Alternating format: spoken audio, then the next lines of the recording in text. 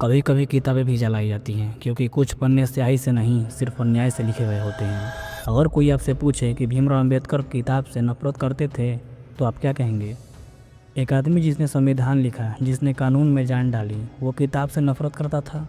हाँ करता था, लेकिन किताब से नहीं, उस सोच से जो किताब के नाम पर इंसान को नीचा दिखाया जाता था। आज हम बात करेंगे उसी गुस्से की जो चुपचाप नहीं था बल्कि इतना भड़क गया था कि अम्बेडकर ने एक दिन पूरी किताब ही जला डाली। भीमराव अम्बेडकर जब पढ़ते थे तो हर किताब में उन्हें अपमान दिखता था। किताबों में लिखा था कोई ऊंच है, कोई नीच है, कोई जन्म से ही शुद्ध है, कोई जन्म से ही अपवित्र है, कोई पढ़ सकता है, कोई नहीं पढ़ सकता। अम्बेडकर जी को गुस्सा नहीं आता था किसी धर्म से, उन्हें गुस्सा आता था उसके विचारों से जो किताबों के नाम पर इंसानियत को तोड़ रहा था। एक बच्चा जो स्कूल में पानी नहीं पी सकता, जो क्लास के बाहर बैठकर पढ़ता है, जिसे टीचर छूने से डरता है, अगर बड़ा होकर एक दिन किताब में आग लगा दे तो वो आग नफरत की नहीं होती है, वो आग होती है बदलाव की। कुछ ऐसा ही घटना हुआ था 25 दिसंबर 1927 को। नासिक के महाड़ में भीमराव अंबेडकर ने मनुस्मृति को सार्वजनिक रूप से जलाया। वो किताब नहीं जली थी, वो विचार जला था जिसने सदियों से लोगों को जंजीरों में बांधा हुआ था। अंबेडकर ने कहा, हम उस किताब को नहीं मानते जो इंसान की बराबरी को ठुकरा दे।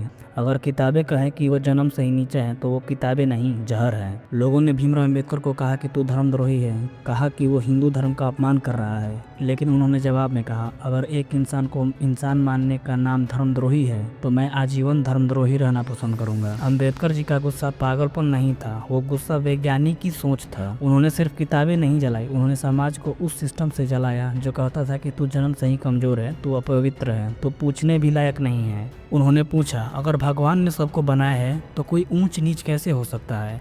अगर शिक्षा सबका अधिकार है तो जाति क्यों है? अगर कानून सबके लिए बराबर है तो मंदिरों में भेदभाव क्यों होता है? उनका गुस्सा किताबों से नहीं था बल्कि उस सोच से था जो किताबों की आड़ में जहर बनकर फैलता था। सवाल ये नहीं कि भीमराव अंबेडकर गुस्से में क्यों थे, सवाल ये है कि क्या आज हम उनके गुस्से को समझ सकते हैं? आज भी जातिवाद है, भेदभाव है, मंदिरों, स्कूलों, ऑफिसों में ऊंच नीच देखा जाता है।